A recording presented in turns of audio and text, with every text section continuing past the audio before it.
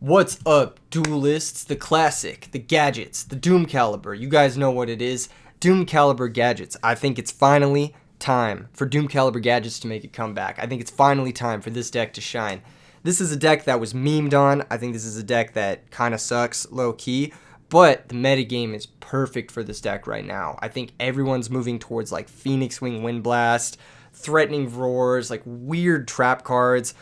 This deck's insane against frogs. This deck's really good against other like sort of turbo aggro decks like Black Wings. It does a very good job of picking those style decks apart. Excuse me. Yes. And I think it's finally time for Doom Caliber gadgets to make a return. Let's talk a little bit about this list. Let's talk a little bit about the sideboard. And then also let's talk about how come you guys aren't subscribed yet. Go ahead and subscribe right now. If you aren't already, subscribe right now. Okay, now that you've subscribed, we can talk about the list. You gotta have 6 gadgets, just standard stuff. Summon gadget, search other gadget. It can be a little bit confusing to remember which color searches which. Now there's a couple of ways to remember which color searches which. Now the first way to remember is by reading the card. This is actually a bit of a challenge for a lot of players, myself in particular. So ignore that. Ignore reading the card. Now there's a couple of other different things. If you summon green gadget, you'll notice that in the background of the green gadget, he's got this outer glow that's also green. So if you summon green gadget, it searches for another copy of green gadget. Now red gadget also has the outer glow that is green. So when you summon red gadget, it searches for green gadget. And now you'll notice that yellow gadget has an outer glow that is red. So when you summon yellow gadget, you search red gadget. And that's how it works.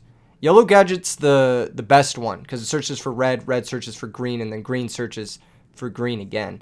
And that's the standard combo line for gadgets. That's the standard progression. Okay, we've also got 2 Doom Caliber Knights. This card is good at negating effects. We've got 2 Fossil Dynas. This card is good at stopping special summons. And also, it's kind of like copies number 3 and 4 of Mirror Force and Torrential. This little dude can nuke entire boards.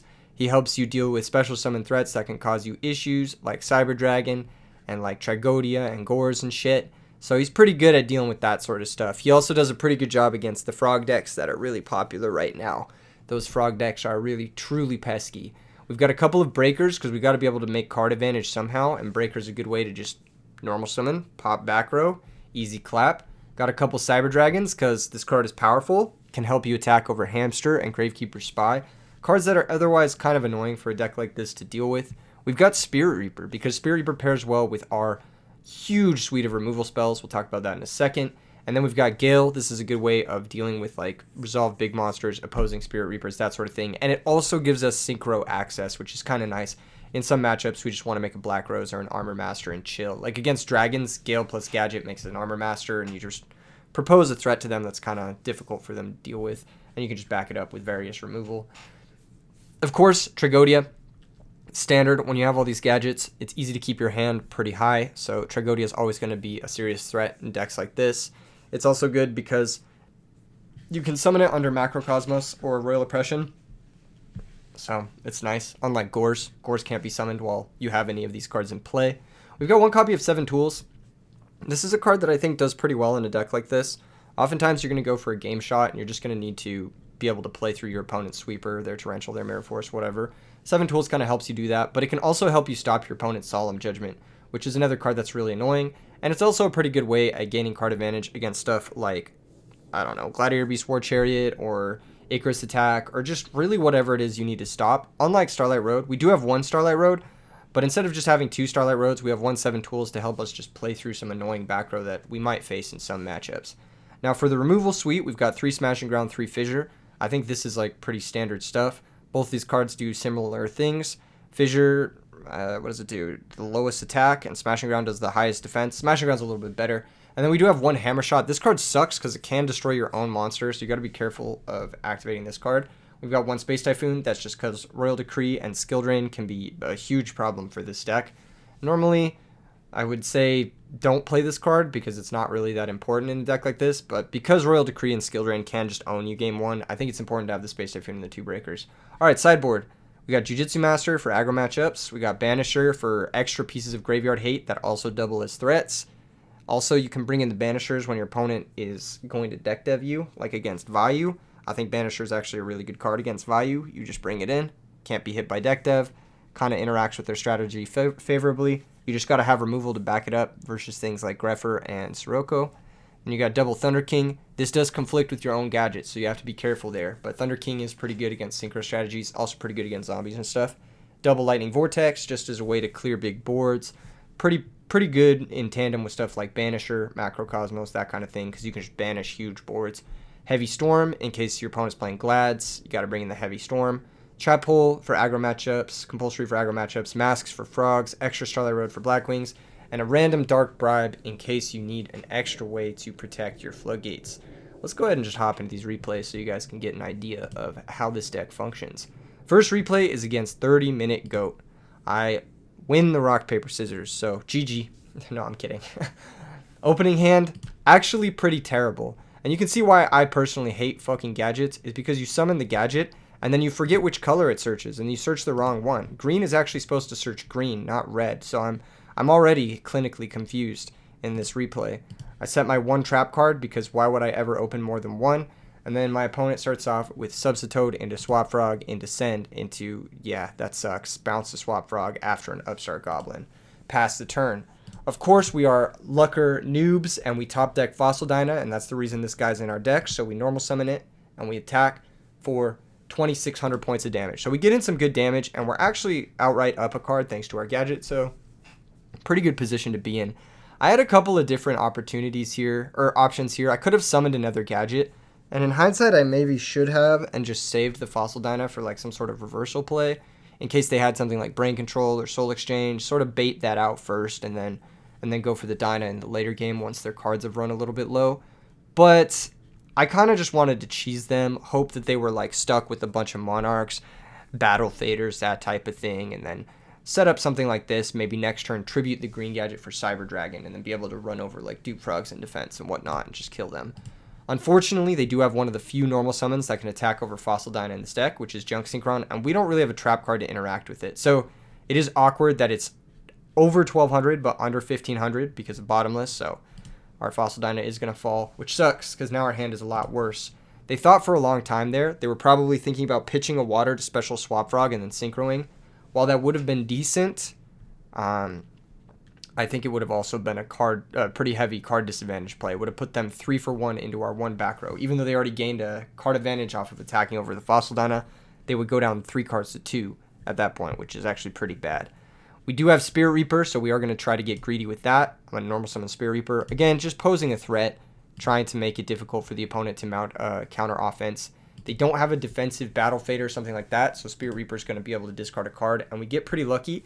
We do get to hit Caius the Shadow Monarch here. Caius the Shadow Monarch is one of the best cards against us, so it's really lucky that we hit it, thankfully. Now, the opponent makes an interesting play here, and by an interesting play, I mean a play that I think is actually quite bad. They sacrifice for Ryza, and they target the back row. I think here, you pretty much always have to target the Spirit Reaper, or you have to target the green gadget. I don't think you ever want to target the back row, because if it's just like Bottomless Trap Hole, you just get owned. And then all of a sudden, you're losing another card to the Spirit Reaper. Now they're forced to use Brain Control on the Spirit Reaper, killing it, but that puts them down 800 more life points. You can see they're just bleeding life, and they're also bleeding cards, trying to keep the pressure off of them. We top deck Space Typhoon, pretty dead card in this matchup. We do unfortunately have Breaker and Space Typhoon and a handful of bricks, but we do have life pressure. So provided we do draw enough, search the wrong gadget again, embarrassing. Provided we do draw enough Smashing Grounds and shit, we should be able to just put together a lethal game shot with like Cyber Dragon plus normal summon. So even if they do Monarch me on the next turn, I'm just winning the game.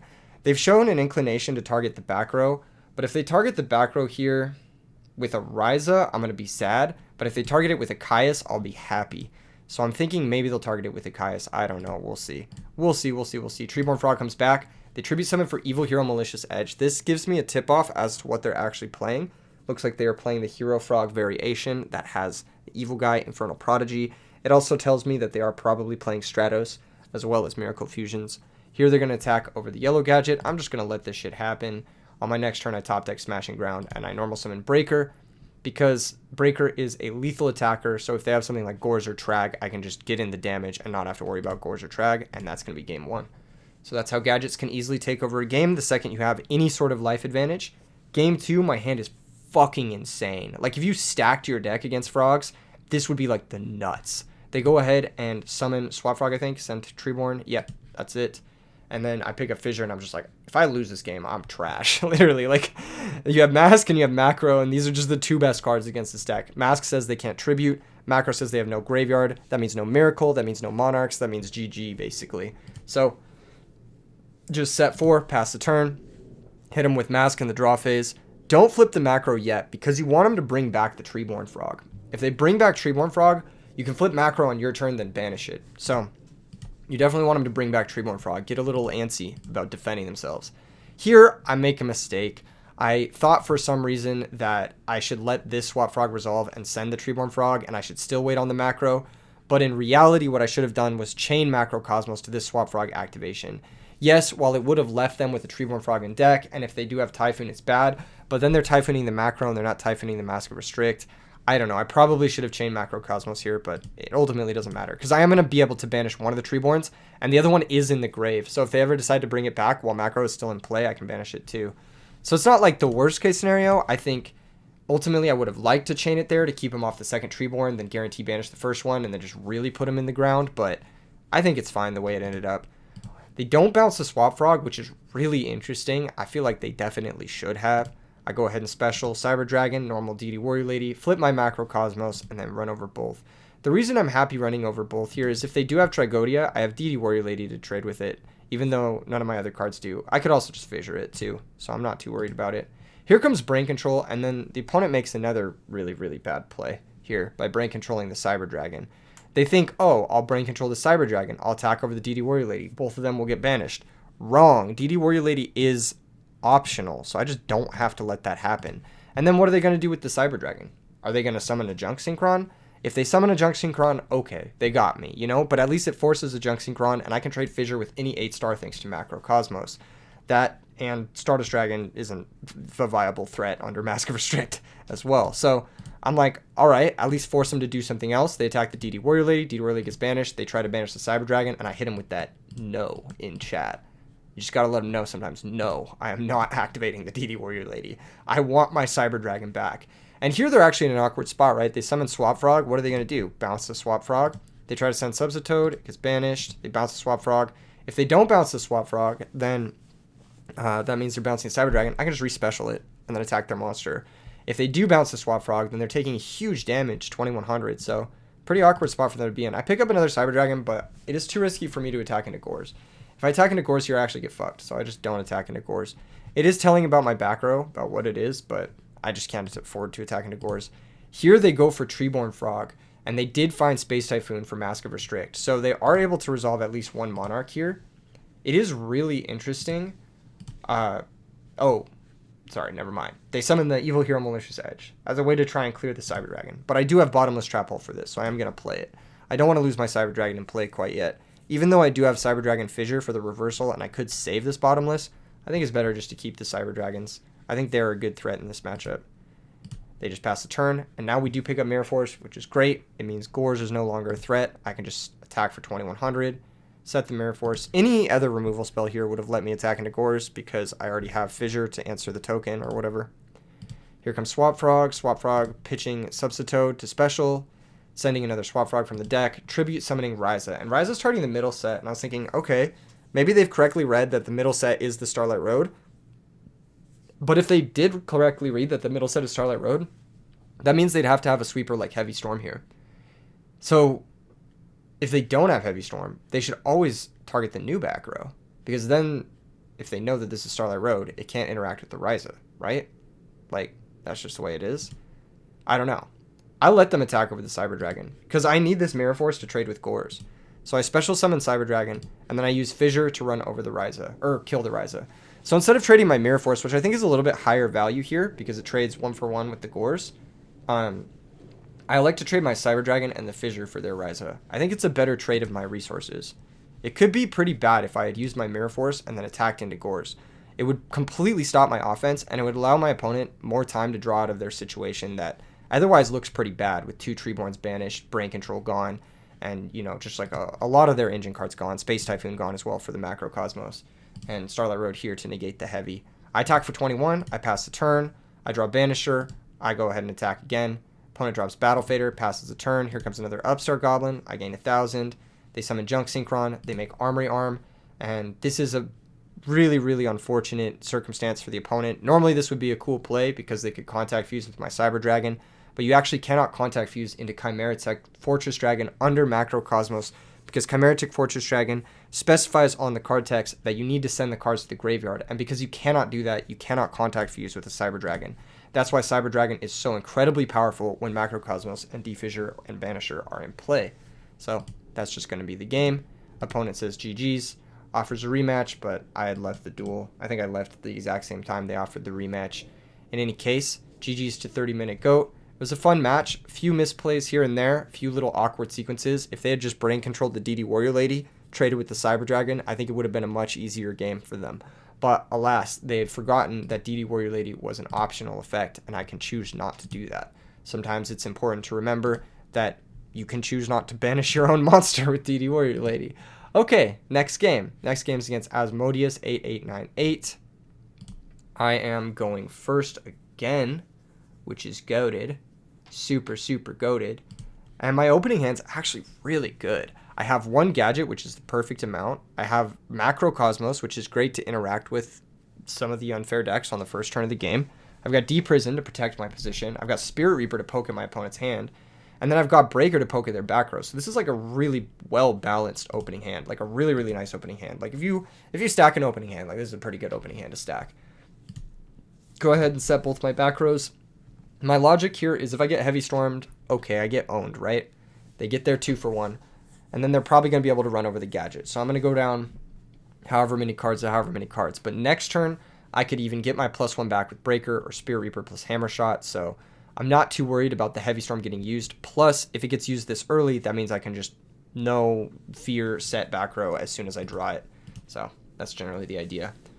On my turn, I pick up Green Gadget. Oh no, I don't pick up Green Gadget. I pick up Torrential Tribute. I normal summon Green Gadget. I go search for the wrong gadget again. SMH, I just can't read apparently. I attack this. I say anything declaration. They say no. I flip Macrocosmos before damage, and then they target yellow gadget still, even after this Macrocosmos. I waited a while for them here to make sure that they wanted to target the yellow gadget, and it looks like they did. So they didn't want to target the Macrocosmos. They mill Mind Control, Solemn Judgment, and Gores. That's great for us. 3 cards I would have hated to see. And I just passed the turn. I'm just going to play my gadgets, use them to trade for the cards, and then play my high-value stuff afterward. Next gadget gets played. Red gadget searches for yellow. We go ahead and attack. Scapegoat gets used. Telling me a little bit more about the opponent's deck. It means that in a deck like this, with Mind Control and Scapegoat, they're almost certainly playing Cyber Valley. So that's something to keep in mind. Additionally, it means that they are almost certainly playing some sort of Dandelion shenanigans because they have Raikou. If they didn't have Raikou here, I would think maybe Salvo Dad, because Salvo Dad plays Mind Control and Scapegoat. But Raikou leads me to believe that it's not actually a Salvo deck. It's more of a quick draw deck that also happens to be playing Scapegoat, etc. So in that case, I do end up setting my bottomless trap hole because I'm not afraid of like a random I don't know, you get the idea. I'm more afraid of them going for like a Synchro play or a Monarch play or something like that, and I do need the bottomless trap hole in play for that reason. On my turn, I pick up Doom Caliber, so now we have a lot of quality cards in our hand, but still you just want to keep leading on the gadgets. Get the gadgets out of your deck, make sure your deck is a high density of like quality removal spells, use the gadgets to trade with back row. We've already gotten a +1 off the Scapegoat, we've already got a +1 off the Raikou, and then we've gotten +1s off of some of these summons as well. So we're up a significant number of cards here. If you count, we have 6 cards here and 6 cards here. So we have 12 cards to our opponent's 6, which is insane. Even this 3-for-1 Mirror Force doesn't really matter all that much. We are still up fucking 9 cards to 5. Obviously, I'm not counting the tokens because Scapegoat tokens in particular are very, very hard to convert into actual card advantage. I just passed the turn. They finally find Space Typhoon for the Macrocosmos, but it's already done the damage at this point.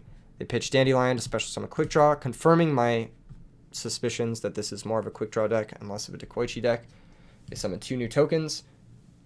They go ahead and synchro with the Quick Draw on the 2 Scapegoat tokens here, and here I get a little bit antsy. I gun the bottomless. I actually shouldn't have used the bottomless. I thought about this a lot, because I was like, okay, there's a chance that they have Debris Dragon this turn. If they have Debris Dragon this turn, they can summon it, bring back Dandelion, and then they can make Stardust. And so my bottomless is going to be dead. But if they have another quick draw, it is better to save the bottomless than it is to save the Deep Prison, because then they could start looping Drill Warrior. So it was really whether or not I thought that they had another quick draw or whether they had a Debris Dragon. I figured that there's a higher likelihood that they have a Debris Dragon simply because one hasn't been played yet. That's all arbitrary. They could be playing triple quick draw 0 Debris Dragon. I don't even know what their deck looks like at this point. I'm just kind of like assuming based off of what I've seen so far and based off of decks that I've seen in this format before. But I think it's slightly worse to use the bottomless trap hole here in the case that they had something like Tribute Summon Titanial next turn or something like that. But then again, I do have Torrential Tribute, so I'm thinking, okay, I'll just save Deep Prison for the Stardust because that's like the worst case thing. Yes, next turn I could just summon Doom Caliber, Hammer Shot the Stardust, and that'll work, but yeah, you guys get the idea. I just saved the Deep Prison in case they had Debris Dragon for Stardust this turn. I didn't want to take like 2,500 hit. I pick up DD Warrior Lady, hand's looking great, and again, just keep them coming. Summon the gadget, go get another gadget, attack a token, set Torrential, pass the turn. Easy clap. We're just up a million cards. This is exactly what Gadgets wants to do. Forcing trades with all of these like cards, forcing these 1-for-1s, -1s from the opponent. Dandy plus Quick Draw going -1 into my bottomless trap hole. Just like nothing but minuses from the opponent the entire game. They had to use so many real cards on just our shitty little gadget dudes. So that's exactly where you don't want to be as the person fighting against the gadget player. You want to invalidate the card advantage from the gadgets. You want to summon a monster that's resilient like Stardust, or summon something like Drill Warrior. That'll be difficult for me to deal with. Whereas like just burning cards, dealing with like yellow gadget and shit, it's not where you want to be. You will never win that fight. Trap Dust Shoot's getting used, and they're just checking out my hand before conceding and going to the next game, or realizing that there's really no way they're going to be able to come back. They have no damage on me. I have 10 more cards than them. It's just game over. Now, this hand is a little bit awkward. I'm overloaded on these removal spells. If they have something like a hamster, I might actually get owned. They set a monster and set a back row past the turn. I pick up Royal Oppression. I'm like, okay, I could do a couple different things. I could normal summon Red Gadget and just attack. If it's hamster, okay, that sucks, but I can smash and ground it, whatever. And then Raikou can flip and it'll pop my gadget, but at least the gadget replaced itself, right? At least I got my +1, and then when I go -1, it like neutrals out more or less. So I figured, okay, I'll just summon the Red Gadget. And then if it is a Raikou, this is actually really good for me because it's going to trade with the gadget. And exactly like the last game, I'm just happy about that. If you are on the end of playing the Raikou decks in these types of matchups, you actually just want to hold your Raikou. Just hold it until there's back row or high value stuff to hit with the Raikou. Raikous are basically like your Space Typhoons, your Heavy Storms, the ways you can trade with more high impact stuff. The gadgets are low impact threats. They don't really do that much on their own. You can summon a Synchro Monster and it'll invalidate a lot of the gadget cards. Whereas with Raikou, this card is a high impact removal spell. You want to use it on something like a Royal Oppression or something like a Trap card because I have a finite number of those. Those are the cards that aren't replacing themselves every single turn, whereas the gadgets kind of are. The Raikou is going to pop my monster. I am going to make a mistake here. I probably should have set Shrink first and set Royal Oppression to play around M-Phase Typhoon, or just set the Shrink. But I figured there might actually be a chance that they don't have a Typhoon and it's something like a Royal Decree, in which case I'd just rather just set the Royal Oppression. So I set it. It does get Dust Tornadoed, which feels kind of bad because I was kind of leaning on that for this hand to really function, but I don't know. We'll see. They normal summon Level Eater, which is an interesting choice, telling me a little bit more about their deck. I'm curious to see Level Eater alongside Scapegoat. Usually those two cards go in very different decks. Level Eater wants more Monarch stuff, whereas Scapegoat wants more like Cyber Valley, like Road Warrior, that type of Synchron style deck. I think Level Eater doesn't really fit in the Synchron style deck as well, because if you're pitching it to Quick Draw and then bringing it back, it makes a 5-star, and all the 5-stars that you can make with Quick Draw are pretty shit in this format. I think there's only one, if I remember correctly, and it's just a vanilla. Like, it doesn't really do anything. So I think Level Eater is pretty bad in those Synchron style decks. It's better in like the Monarch style decks, but on the other side of things, we know about Scapegoat, we know about Mind Control, and those don't really work well with cards like Level Eater, so I'm kind of curious why this is in the deck at all. They attack for 600, and I'm just like, whatever, like, that literally doesn't matter. I'm going to summon a yellow gadget, I'm going to search for whatever gadget, and then I'm going to attack. Dang, I keep searching for the wrong color. They activate Mirror Force on a yellow gadget, and this is, like, kind of a playbook, like, lesson plan on how to not play against this deck. Don't Mirror Force a yellow gadget. What the fuck are you doing? Just kill it with a monster. This card does not need to trade with a Mirror Force. You know what I mean? Like, you're just giving me free +1s at this point. And what are you doing in return? Attacking me for 600? The Mirror Force is not even netting you a significant positional advantage. The difference between me being at 7,400 and 6,800 is nothing. There's just actual no functional difference here or there. So I'm just like, all right, whatever. Like, happiest trade of my life.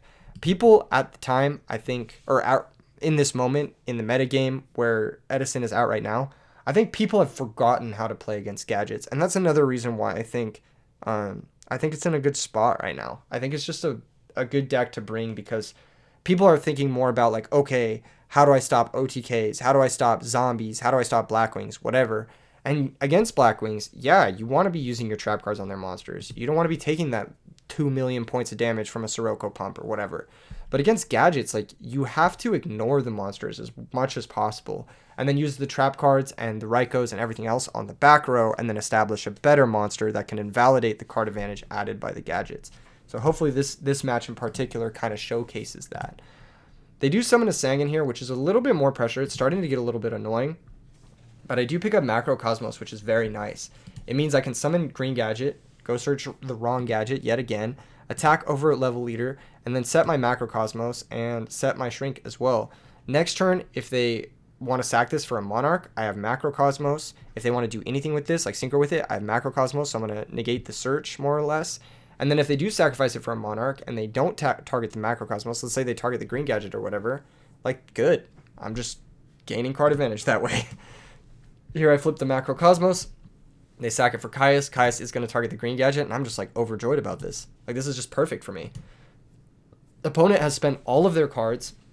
They've traded Sangan for Green Gadget. They've traded all of their cards 1-for-1 with the cards that I have that are replacing themselves. And I have a lot of high-value cards left over. All of the nice back rows, my nice Floodgate is still sitting here. I just have infinite card advantage. I'm just big chilling. I can Hammer Shot. You can use my worst removal spell here. Clear the Caius. Normal summon Red Gadget. It's also nice. The opponent only has 3 monsters in the grave. They can't even Avarice. Red Gadget is going to search for Yellow Gadget, and I'm going to attack for 1,300. And that's just going to be that. They're not going to be able to get over this Red Gadget. Opponent passes the turn. I normal summon Yellow Gadget. I go grab the wrong gadget yet again. Attack for 25. Pass the turn. On the opponent's turn, they special summon Cyber Dragon. They didn't shuffle their hand, so they had this Cyber Dragon last turn, which is I don't know why they didn't summon it last turn. It wouldn't have made a big difference because I had the Shrink set last turn regardless. But same thing is true here. With Macrocosmos in play, they can't special summon Cyber Dragon and make a Chimera Tech because, again, Chimera Tech says has to be sent to the graveyard. So they can't even contact fuse away with my cards. And that's why I really, really like Macrocosmos in this deck. Not only does it protect your own Cyber Dragon, but it protects your gadgets as well from the opponent's Cyber Dragons, especially in post-board situations. Attacks over the Yellow Gadget, we shrink the Cyber Dragon, and they just quit because at this point, again, I have 10 cards and they have 3, and their cards are like, set Destiny Draw with Gores in hand. Yeah, not where you want to be. I think this deck looks a little bit bad. It's obviously some type of like plasma deck, but just didn't really come together for the opponent here. So that's going to be that. Okay, next replay. This one's against Spineco. This is a tough match, I think. I think this was a tough match. This was a harder one for sure. My opening hand is interesting. I have a couple of my like tech choices in this opening hand. I have Shrink, which I'm not really sold on yet. It can combo with the Breaker if they have Bottomless Trap Hole, but again, I'm not really sold on Shrink as of right now. I also have Macrocosmos, which is a tech card that I do like. I actually really do like Macrocosmos, so I think having the 2 copies of Macro is good for the deck. But the Shrink is one that I'm like kind of like whatever. So we have a few of the weaker techs, and we also don't have access to our gadgets yet. So we don't have our main engine online. I do find Cyber Dragon, which is really nice. I think I lead on it. No, I don't. I lead on Breaker. So the reason I lead on Breaker is because I never, ever predict Gravekeeper Spy. Mostly because I think Gravekeeper Spy is a pretty bad card in this format. It's good in some circumstances, but I think those circumstances are invalidated by the fact that if you're playing it without Descendant, it's kind of mediocre because it doesn't really amount to much other than just stall. And then if you're playing it with Descendant, you have to factor in your opening 6. I think it's something like 18% of your hands or 15% of your opening 6 is going to contain Descendant, which is just total brick. It's a 1500 vanilla if you open with it. So I think it's a pretty bad card in general in Edison format. I think there are better cards to be playing for sure. It's okay if you have like a really good way to convert off of it, but it's never a card that I'm going to be predicting game 1. That's for sure. So I'm just going to pop the back row and then attack with my breaker, and I'm like, set Smashing Ground. That's really weird. And then I run into Spy, and I'm like, ah, fuck, that sucks. So I'm going to take 400, and then here I'm like, okay, if I just Smashing the Spy, the Descendant can't even get over the breaker, and then I'm just vibing. So I do that, and I just set my background. I'm like, if they have Heavy Storm, okay, they got me, but they set Smashing Ground, so it led me to believe that they actually don't have Heavy Storm at all. So that's why I set 2. I pass the turn, they sack for Caius. This is going to target the breaker. Now, they could have targeted one of my back rows, but I actually do like this play from them targeting the breaker. Just guaranteeing the Descendant trades with the breaker is good for them. And then if Caius trades for a back row, it's just a very solid 2-for-2 neutralization from them.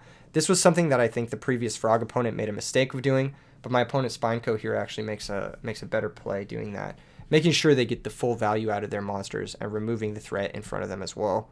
Caius is going to attack. We are going to trade with D-Prison since we don't have a really effective way of getting around it. And I don't really want to take 2,400 after I've already taken 1,400. So I'm just going to go ahead and D-Prison that. And then I draw another one of my tech cards, which these tech cards on their own are really good.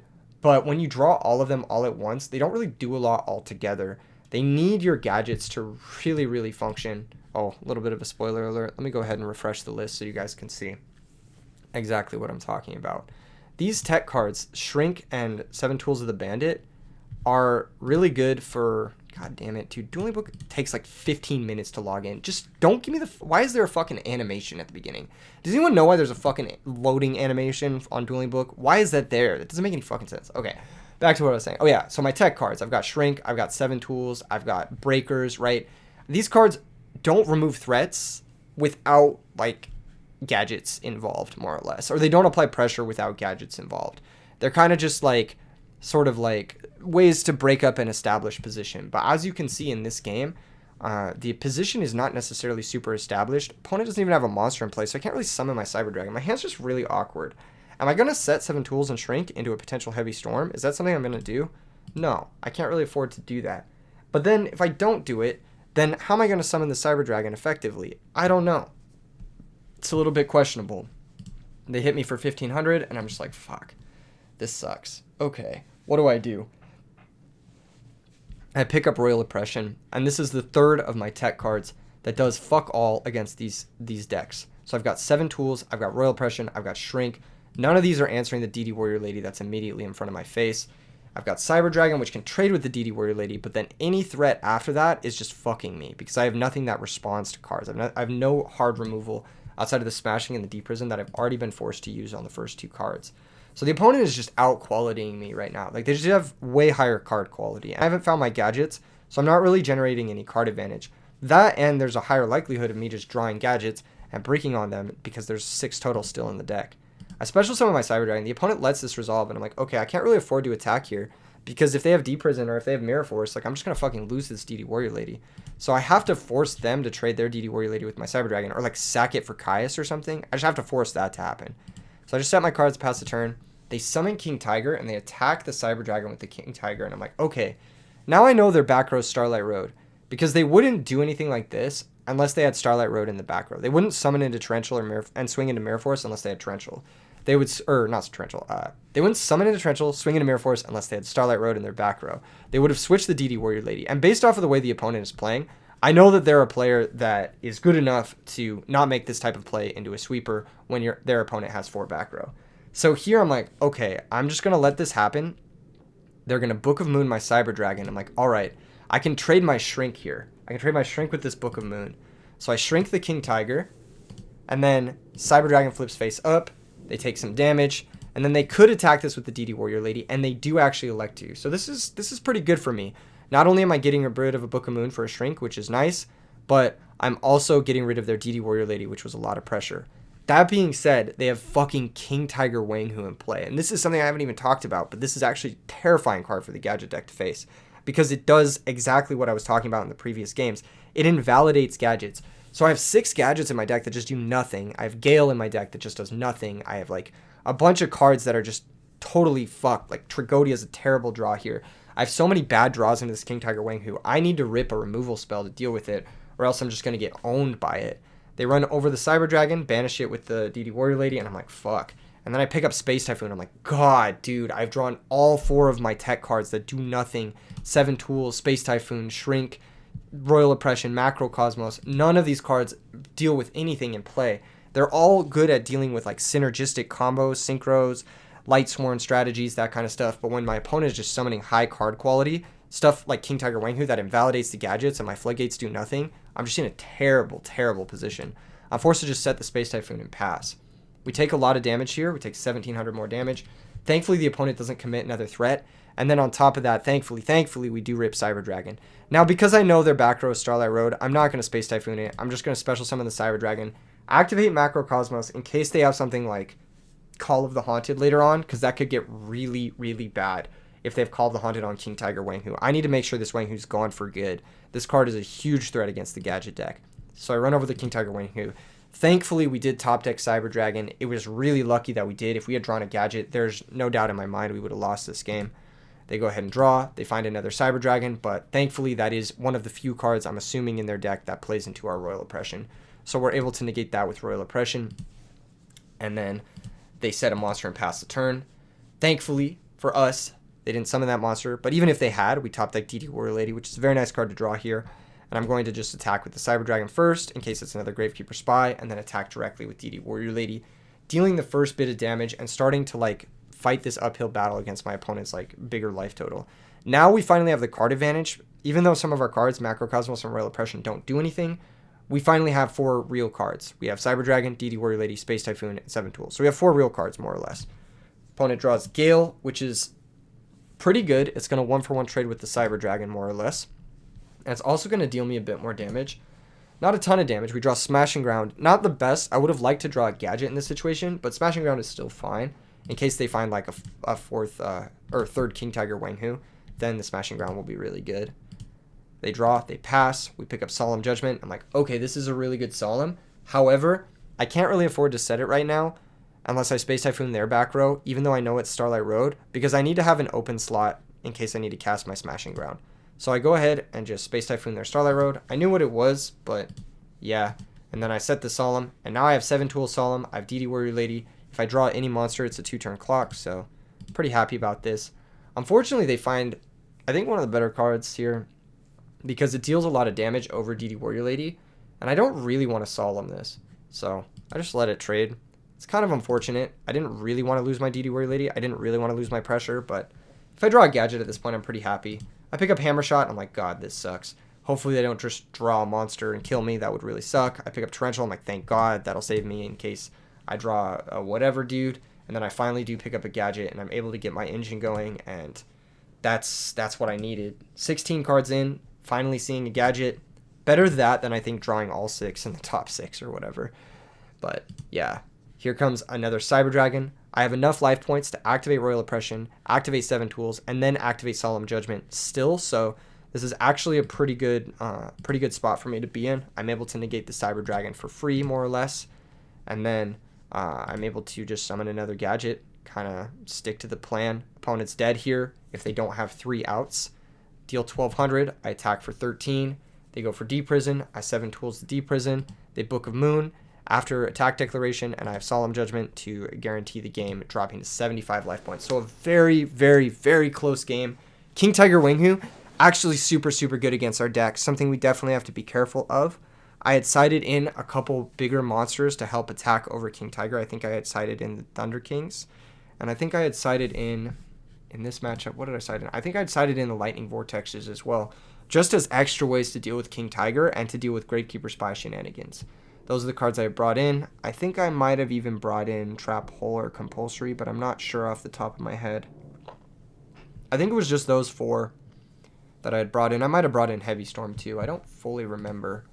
But I think I left Heavy Storm out because I saw Starlight Road. So yeah, I think it was just those 4 cards that I brought in to deal with the King Tiger. Because that's how we're losing this game, really, is King Tiger. Opponent gets to go first. They get a little bit antsy, start setting their cards, but I remind them that they do get a draw for turn. And then I ask if they still want to pass, and they do. Our opening hand this game, it's a little bit better than the last game, but also a little bit worse in that, I don't know. It's a little bit better. We have our gadgets. We do have 2 gadgets, which is annoying, but that's going to happen a large percentage of the time. You're going to have 2 to 3 gadgets in hand, so you just kind of got to get used to it when playing a deck like this. Red gadget, going to search for yellow, going to attack for 13. I can't believe I keep searching the wrong gadget. I set Deep Prison, and I just pass. So the reason I set Deep Prison is like, okay, they could have Dust Tornado, but the Deep Prison's never getting better if they have Dust Tornado, and they do. They do have Dust Tornado, so they take my Deep Prison out. They go ahead and summon Cyber Dragon and attack over the red gadget. I think this is the biggest mistake my opponent makes in this game. I think they actually played pretty well in the last few games, or in the last game, but in this game, I think this is the biggest mistake they make. They summon Cyber Dragon, knowing I have yellow gadget in hand, and then they attack over red gadget. What you should actually do is you should summon Cyber Dragon, and you should make Chimera Tech Fortress Dragon, and then you should attack directly, or maybe not attack directly if you can't outgores, but you should definitely make the Fortress Dragon, because you know on the next turn of the game, I am going to draw it for turn, I am going to normal summon that yellow gadget, I'm going to search for the wrong color gadget, spoiler alert, and then I'm going to contact fuse with your Cyber Dragon, clearing it for free into Chimera Tech Fortress Dragon, and then I'm just going to get +1s on you with the card that you know I have in my hand. So I think that this is the biggest mistake from the opponent, just not really thinking ahead, thinking about only what's going on in the moment. In Yu-Gi-Oh!, you are so rewarded for thinking ahead. You are so rewarded for just like remembering what's going on in your opponent's hand. Like that goes so far in this game. If you're just thinking like, okay, this is what my opponent has, this is what's going to happen to me on the next turn, how can I best position myself to not get fucked by that? That is going to go so much further. Like if they had just contact fused here, it would have been a much more awkward turn. I would have been thinking about trying to slam the Cyber Dragon, attack over their card. I would have had to spend a lot more of my cards to clear this Cyber Dragon. Whereas because they did not contact, I was able to just kill it for free, more or less. We pick up Solemn. I'm just going to set that. And not only that, we're able to clear one of their back row as well. I'm just going to set the Solemn and pass. They do find King Tiger, but we have hella outs in our hand, so I'm not really worried about it at this point in the game. I'm more so worried about King Tiger when the resources go down a little bit and they've traded effectively with my back row. But I have Solemn Judgment to make sure I clear this King Tiger, so I'm not too worried about it. That, and we're up cards. So we can afford to throw away a few cards. I lead on Cyber Dragon because I'm like, if I can kill this by battle, I mean, I'm going to kill it by battle. Like, that's a straight up +1. Whereas my other ways of killing it, like Smashing Ground, Doom Caliber, etc., these are not +1s, they're 1-for-1. So I'm like, I'm going to take my +1s where I can get them. And they actually just have nothing to stop a Cyber Dragon in 3 back row, which is impressive. They probably should have considered Solemning or Torrentialing or something like that, but they just let their King Tiger die. And then I set another monster and pass. Obviously, I'm not going to summon my own gadget here because even though I do want to get my gadgets out of the deck, that would mean I'd have to contact into my second Chimera Tech, and I don't really want to do that right now. They summon Gravekeeper's Descendant. They attack my set Doom Caliber. Honestly, if I was them, I would have summoned this Descendant and tried to go for a Torrential Tribute just to clear both my monsters for their 1. But maybe they're expecting to attack into this, have it be something like silly, and the next turn I'll summon a gadget and they'll be able to Torrential with Solemn backup. Maybe that's their game plan. I don't really know. I'm not even going to play into a sweeper here. Even though I know they didn't have Mirror Force for Cyber Dragon last turn, I'm still going to not even play into it. Not even give them the satisfaction of having a +1 potential on me. I'm going to switch the Doom Caliber to attack and pass the turn, not play into Torrential, because again, I don't really need to. Here they're forced to summon Doom Caliber, activate their own Torrential Tribute to go 2 for 2 with us. But at this point, we're up 7 cards to 3. It's going to be impossible for us to lose this game.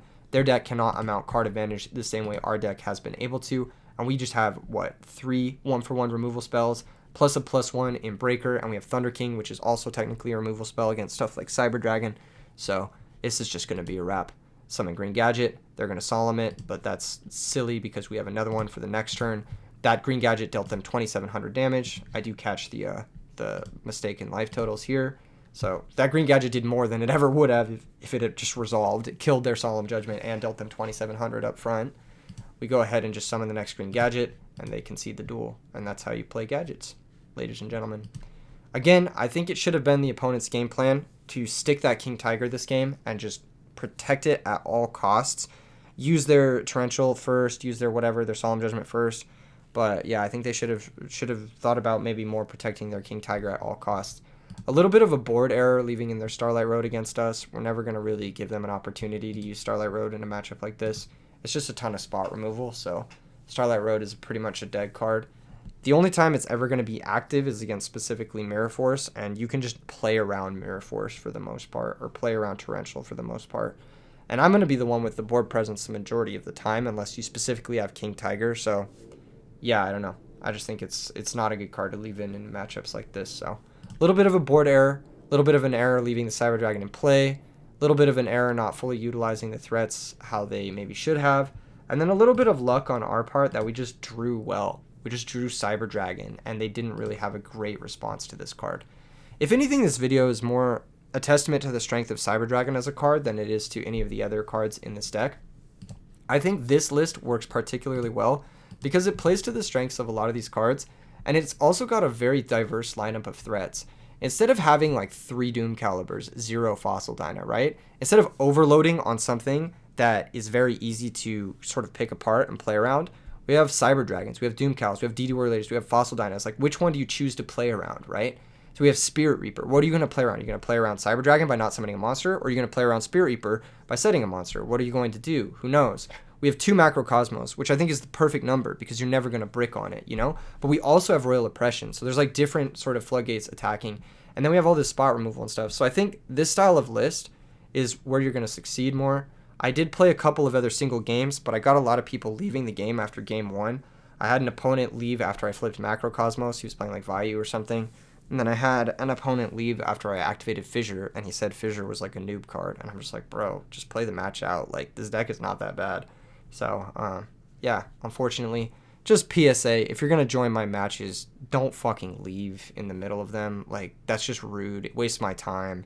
Wastes your time. It's like, just play them out. Even if I'm playing something degenerate, it's for a video. It's for an educational purpose. Don't join my games if you're just going to be a dick and leave in the middle of them. If anything, the reason I'd say not to play gadgets moving forward is you're going to get a lot of friendly opponents leaving your games in the middle of it because they don't want to deal with it, because they'd rather not learn how to play against it. But hopefully, this video taught people a little bit, taught them exactly what to do, how to deal with the deck, and hopefully you guys enjoyed. Make sure and smash like, subscribe. I'll see you in the next vid. Peace.